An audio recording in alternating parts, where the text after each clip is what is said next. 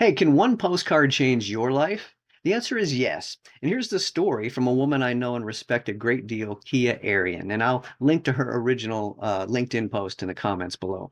In a nutshell, Kia's business was struggling. Nobody was buying what she was selling, but she didn't give up. She thought, who needs what I'm selling?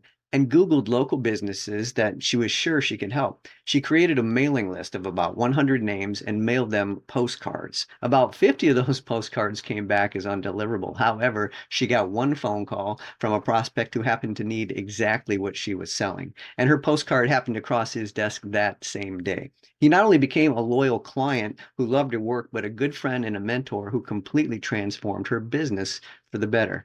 Kia writes that 16 years later, I am running a business I love with clients I love to work with. Now, there are two important lessons here. Number one, you can't win any game, including business, if you quit and take yourself out of the game. Kia didn't quit, and she ended up winning. Number two is an idea from biology called costly signaling theory.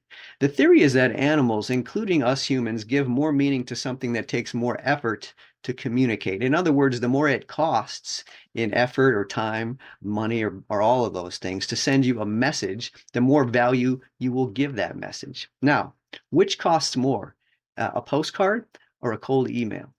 The postcard, of course, which means the recipient will give it more value than a cold email.